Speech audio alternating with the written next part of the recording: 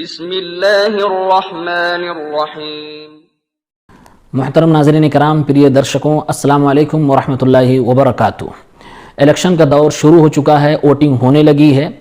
हम और आपको जानना चाहिए कि हमारे वोट की क्या वैल्यूएशन है, क्या हैसियत है, क्या अहमियत है और हमें वोट किसे देना चाहिए। आइए इस सिलसिले में आज हम कुछ बात आपके सामने रखें।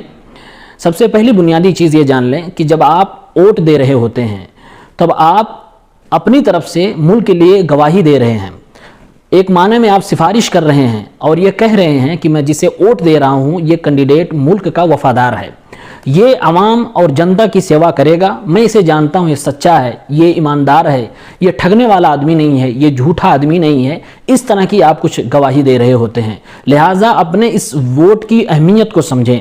आपके वोट की उतनी ही अहमियत है जितना इस मुल्क के प्रधानमंत्री या किसी सूबा के मुख्यमंत्री या किसी बड़े से बड़े पढ़े लिखे आदमी के वोट की हैसियत और अहमियत होती है, वही इस मुल्क के हर नागरिक के वोट की अहमियत है। और जो लोग वोट नहीं देने जाते हैं उनसे ये कहना चाहता हूँ कि जब आप किसी को भी वोट नहीं देते हैं उस वक्त आप अपने मुखालिफ को एक वोट दे चुके होते हैं। लिहाजा आप ज़रूर वोट देने जाया करें और अपनी आज़ादी का और अपने इस अधिकार का भरपूर इस्तेमाल करें। कुछ लोग ऐसे भी होते हैं जो अपनी राय को बदल देते हैं, इसलिए नहीं कि उनकी राय बदल गई है लोगों को चुनने में कि ये अच्छा नहीं है, ये अच्छा है। वो राय बदलते हैं कुछ लेकर, पैसे लेकर या कोई अपनी ज़रूरत पूरी करवा कर।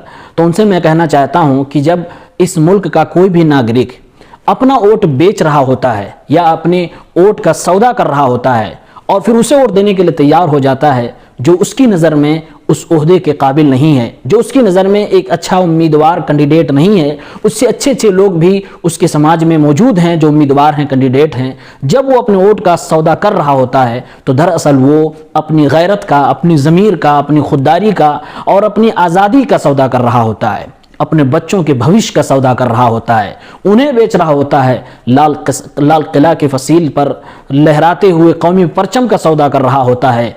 एक तरह से वो अपने मुल्क को बेच रहा होता है। लिहाजा अपने इस दस्तूरी हक को आप समझें और इस वोट की अहमियत को जानें और फिर इसका सही इस्तेमाल करें। सही लोगों को पावर तक पहुंचाने के लिए आप अपना हिस्सा अदा करें, अपना हक अदा करें। यही हमारे वोट की अहमियत है। मैं आपसे या किसी से ये नहीं कहता हूं कि किसी ख़ास पार्टी को आप वोट करें, किसी ख़ास कैंडिडेट को आप वोट करें, ये मेरा काम नहीं है। बल्कि मैं आज़ाद भारत का एक आज़ाद नागरिक हूँ, आज़ाद पंछी हूँ। इसलिए मैं ये नहीं कहता कि आप किसी ख़ास पार्टी को वोट करें, किसी ख़ास कैंडिडेट को वोट करें, लेकिन मैं ये भी नहीं कहता हूँ कि आप किसी को भी वोट कर दें।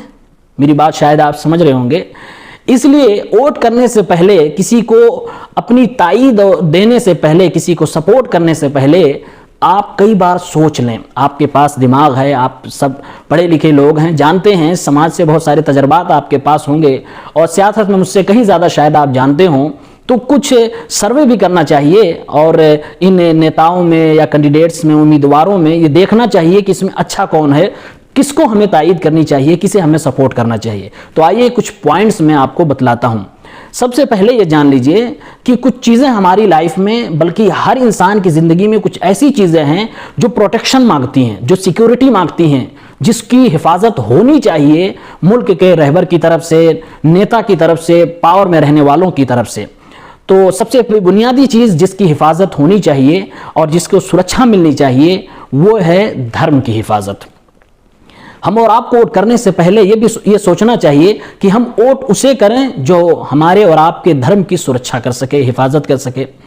और हमारा जो संविधान है वो संविधान भी इसी बात को कहता है कि इस भारत जैसे देश में रहने वाले बहुत सारे लोग यहाँ पर रहते हैं, कई धर्म के मानने वाले लोग रहते हैं, सब अपने अपने धर्म पर अमल करें, सबको आज़ादी मिलनी चाहिए जैसा कि संविधान ने दिया है। हमारे बड़े लोग कहते भी हैं कि यूनिटी इन डाइवर्सिटी, हिंदुस्तान के अंदर अनेकता में एकता है और ये संविधान चाहता भी है। तो मैं इसलिए पुरसूख लहजे से और ताकीद से इस बात को कह सकता हूं कि भारत जैसी सरजमीन पर वो शख्स धर्म का रक्षक हो सकता है या अच्छा रक्षक वही हो सकता है जो संविधान को फॉलो करता होगा, जो संविधान के कानूनों पर अमल करता होगा, जो संविधान को सर्वोत्तम रखना चाहता होगा, वही शख्स धर्म का रक्षक हो सकता है। वरना आप हिंदुस्तान में आप देख भी रहे हैं कि बहुत सारे ऐसे भी लोग आपको मिल जाएंगे जो खुद धर्म की सुरक्षा करना और उसकी रक्षा करना तो दूर की बात है, वो धर्म को, विशेष धर्म को मिटाना चाहते हैं।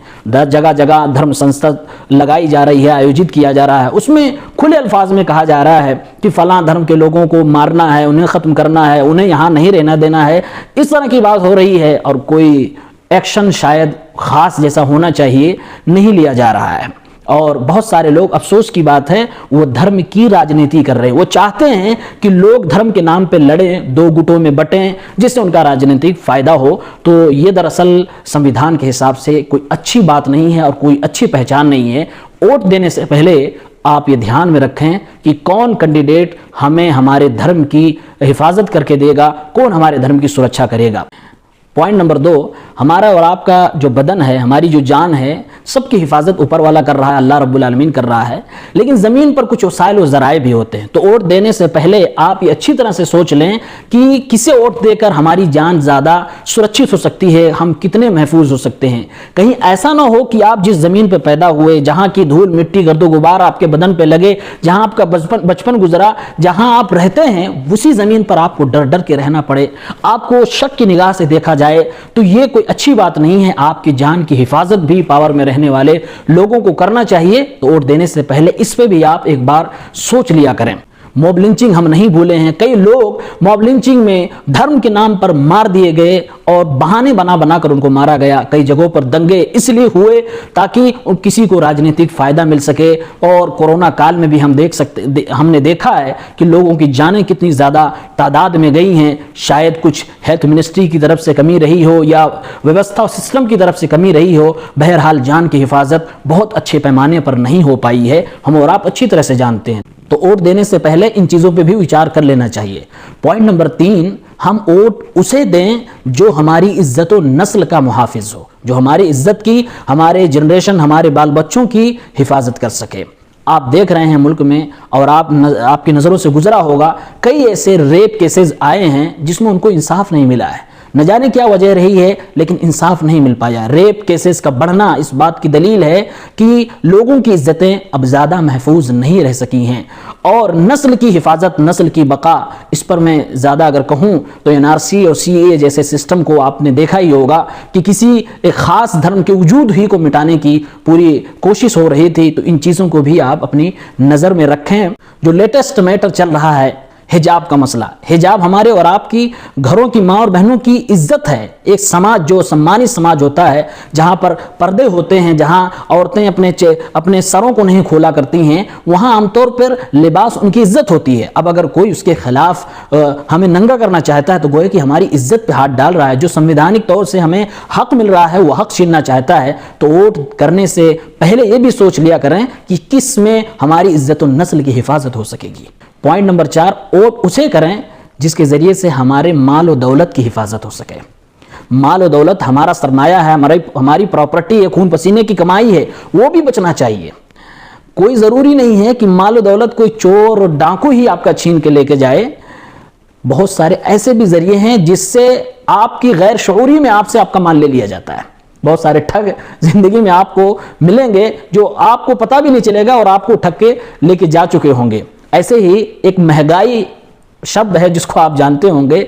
महंगाई इतनी खतरनाक चीज है जिसके जरिए से लोगों के माल और दौलत महफूज नहीं है। महंगाई बढ़ गई तो जो चीज आपको सस्ते में मिल रही थी वही चीज ज्यादा में मिल रही है, आप लुट रहे हो, बर्बाद हो रहे हो। इसलिए महंगाई भी कम होना चाहिए, यह भी एक मुद्दा होना चाहिए। लोगों को रोजगार नहीं मिल रहा है, लोगों को नौकरियां नहीं मिल पा रही हैं, गरीबी चरम सीमा पर बढ़ती जा रही है। तो इनके खिलाफ भी पावर में आने वालों को आवाज उठानी चाहिए और कुछ कदम उठाकर गरीबी को खत्म करना चाहिए, लोगों को रोजगार देना चाहिए। पॉइंट नंबर 5, हमें वोट उसे करना चाहिए जो हमारे अक्ल और हमारी सोच की हिफाजत कर सके। मेरा मतलब यह है कि आप आज़ादी से सोच सकें, आप अपने अक्ल का सही इस्तेमाल कर सकें, इस बात की आपको आज़ादी हो। बहुत सारे तरीके ऐसे भी हैं जिससे लोगों के अक्ल पर हमला किया जाता है, आपके दिमाग पर हावी होने की कोशिश की जाती है और हमें और आपको पता भी नहीं चलता है। वो शायद सोशल मीडिया के जरिए से या न्यूज़ के जरिए से, एक प्रोग्रामिंग के तहत हमारे ब्रेन को वॉश किया जाता है, हमारे दिलों में नफरत डाली जाती है, हमारे दिमाग में दुश्मनियां डाली जाती हैं। वो अपना उनका फायदा होता है, हम और आप उसके शिकार हो चुके होते हैं। आप हालिया मैटर में देखिए, हिजाब वाले मामले में स्टूडेंट्स इस मामले में फ्रंट पे आ गए। तालिब इल्मों के, स्टूडेंट्स और विद्यार्थियों के दिमाग में भी ऐसे तरीके से नफरत डाल दी गई है कि वो भी दुश्मनी पे उतर आए हैं। ये कोई अच्छी बात नहीं है। हम और आपको इसका भी ध्यान रखना है कि हमारा ब्रेन ना वॉश होने पाए। पॉइंट नंबर 6, हम उसे वोट करें जो मजलूमों का मददगार हो। जो खुद जालिम होगा, जो खुद क्रिमिनल होगा, वो किसी मजलूम की क्या मदद करेगा। पैगंबर इस्लाम मोहम्मद सल्लल्लाहु अलैहि वसल्लम ने कितनी प्यारी तालीम दी है, उनसुर अखा का जालिमन और मजलूमा। मजलूमों की मदद करो उनके साथ में खड़े होकर, और जालिमों की मदद करो उनका हाथ पकड़कर। कोई जुल्म कर रहा हो, आपकी ताकत में है तो उसे रोकिए, ये उसकी मदद है, उसकी खैर खाई है।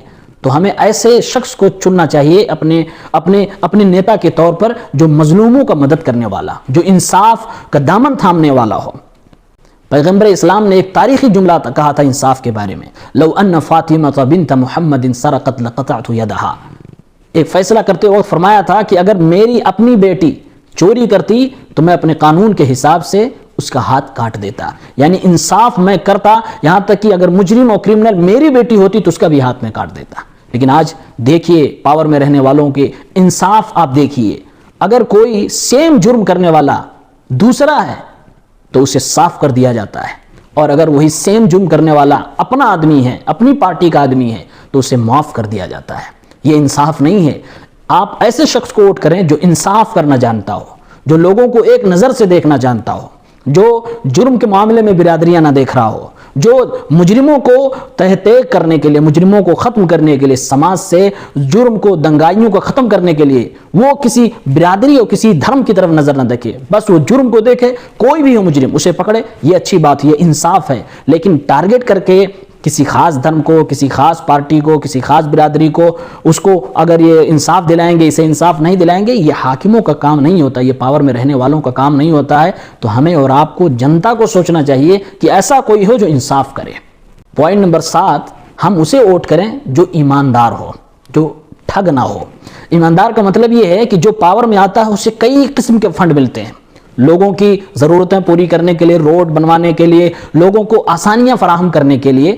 अब जो सत्ता में पहुंच गया, जो संवैधानिक पद में पहुंच गया, अगर वो ईमानदार नहीं है, अगर वो ठग है, तो जाहिर सी बात है वो हमारे और आपके नाम पे फंड निकालेगा और पूरा का पूरा खा जाएगा। तो हमें और आपको वोट देने के वक्त ये भी सोचना चाहिए कि कौन हमें ज़्यादा फायदा पहुंचा सकता है, कौन शख्स ईमानदार है।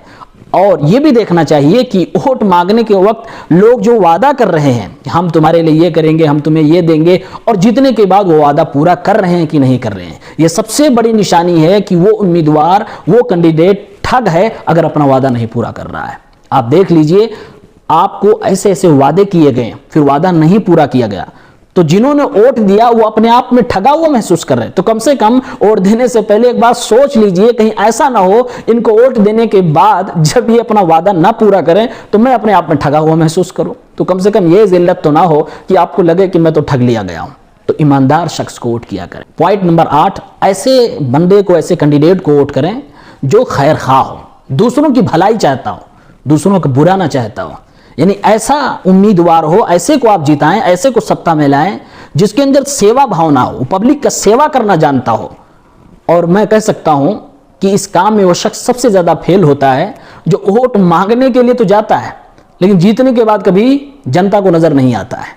तो ऐसा शख्स साफ पता है कि वो मतलबी शख्स है, वो मतलबी कैंडिडेट है, वो लोगों के लिए खैर खा नहीं है, उसके अंदर सेवा भावना बिल्कुल भी नहीं है। तो ये भी देखना चाहिए। पॉइंट नंबर 9, हमें ऐसे शख्स को जिताना चाहिए, ऐसे कैंडिडेट को सत्ता में लाना चाहिए, पावर में लाना चाहिए जो सबसे ज्यादा नफा बख्श हो। नफा बख्श का मतलब यह है कि वो सबसे ज्यादा लोगों को, पब्लिक को, जनता को फायदा पहुंचा सकता हो। कम से कम उनकी मुश्किलों को सुने और उसे हल करने की कोशिश करें। कई ऐसे नेता, कोई ऐसे संवैधानिक पद पर बैठे हुए लोग होते हैं जो लोगों की परेशानियां सुनना ही नहीं चाहते हैं, अगर सुनते हैं तो अनसुन कर देते हैं, तो उसे नफा क्या पहुंचाएंगे। वो ग्राउंड रियलिटी पे बात करें, मेन इश्यूज पे बात करें, पब्लिक की और जनता के हेल्थ के बारे में सोचे कि क्या ऐसी सुविधा दी जाए कि हमारी जनता स्वस्थ रहे, क्या ऐसी सुविधा दी जाए कि हमारे जनपद में रहने वाला, हमारे इस एरिया में रहने वाला, जहां की हमें जिम्मेदारी मिली है, हर शख्स, हर बच्चा पढ़ा लिखा हो, शिक्षित हो, एजुकेशन पर, हेल्थ पर, रोजगार पर, इन चीजों पर फोकस करने वाला जो शख्स हो उसे आप जिताएं, वही आपके लिए नफा बख्श हो सकता है। पैगंबर इस्लाम ने फरमाया था खैरुन्नासी अनफअहुम, जो शख्स लोगों को सबसे ज्यादा फायदा पहुंचा रहा है वही तो सबसे अच्छा है। तो नॉर्मल सा फार्मूला है, ये भी हमें सोचना चाहिए। लोग अपने जाती नफे को, जाती फायदे को सोचकर गलत कैंडिडेट को चुन लेते हैं। जाती फायदा ना देखें, दायमी फायदा देखें और सबका फायदा देखें, फिर आप कैंडिडेट को वोट करें। पॉइंट नंबर 10, अब यहां एक सवाल आपके दिमाग में आ रहा होगा, आप सोच रहे होंगे कि आपने जो ये 9 चीजें बताई हैं, इस पर तो कोई नेता नहीं उतरता, इस पर तो कोई कैंडिडेट नहीं आ रहा, खरा नहीं उतर रहा है, सबके अंदर धब्बा है, कोई क्रिमिनल है, कोई कुछ है, कोई बेईमान है, कोई ठगा है, अजीब अजीब किस्म के सवालात जहन में, इश्कालात आ रहे होंगे। तो ऐसे हाल में हम क्या करें? वोट देना तो जरूरी है, हमारा संवैधानिक हक है, तो हम क्या करें? तो ऐसे में भी ये नसीहत मैं करना चाहूँगा कि एक फॉर्मूला ये है कि जब आपके सामने 2, 3, 4 बुरे लोग हों और चारों पांचों में से किसी एक को आपको हर हाल में चुनना हो, जैसे कि वोट का सिचुएशन है, तो ऐसे वक्त में आप देखें इन बुरों में सबसे अच्छा कौन है, बुरों में सबसे कम बुराई किसके अंदर है, उसे आप चुन लें। इसे अखफ़्फ़ुद दरारैन कहते हैं अरबी भाषा में, यानी नुकसानदेह चीज़ों में से कम नुकसान किस चीज़ का है, तो उसे आप वोट कर दें और उसे जिता दें। और कई एतबार से आप इसको परख सकते हैं। आप देख सकते हैं कि 2 कैंडिडेट हैं, एक एजुकेटेड है, एक जाहिल है, तो एजुकेटेड को आप चुन लें। देख सकते हैं कि एक आदमी क्रिमिनल है, एक नहीं है, कैरेक्टर उसका साफ है, तो उसे चुन लें। देख सकते हैं कि एक आदमी खुद अपनी जिंदगी में कामयाब नहीं है, दूसरों को क्या कामयाब करेगा। एक दूसरा है जो खुद अपनी लाइफ में कामयाब, अच्छी खासी जिंदगी उसकी है, वो अपनी जिंदगी में आगे बढ़ चुका है, सक्सेस है, तो उसे आप कैंडिडेट बनाएं। एक दूसरा है जो खुदेला खैरा है, तो उसे आप कैसे जिताएंगे, वो दूसरा कैसे आपके लिए काम कर सकता है। एक शख्स ऐसा भी है जो खुद नशेड़ी है, उसके पास वो खुद नशे में धुत रहता है, वो जनता की क्या सोचेगा। एक ऐसा है जो हमेशा जनता के बारे में सोचता रहता है, जनता की भलाई चाहता है, तो आप उसे वोट कर दें। तो ये बहुत सारी चीजें ऐसी हैं जिससे आप जान सकते हैं कि कौन बुरा कम है और कौन ज्यादा बुरा है, किसको चुनने में हमारा ज्यादा नुकसान है, किसको चुनने में हमारा कम नुकसान है। तो जब सब लोग बुरे हों तो आप ऐसा कर सकते हैं। ये भी एक अच्छी सोच है और अच्छा तरीका है। चलिए नाज़रीन किराम, इसी पर हम अपनी बात खत्म करते हैं। ये चंद गुजारिशात, चंद नसीहतें थी जो मैंने आपके सामने रखी हैं। उम्मीद है कि इस पर सोचा जाएगा, विचार ज़रूर करेंगे। वोट ज़रूर देने जाइए। वोट अगर आप नहीं देते हैं तो अपने मुखालिफ को एक वोट दे चुके होते हैं। बस इसी पर अपनी बात खत्म करता हूँ। अस्सलाम वालेकुम रहमतुल्लाहि व बरकातुहू।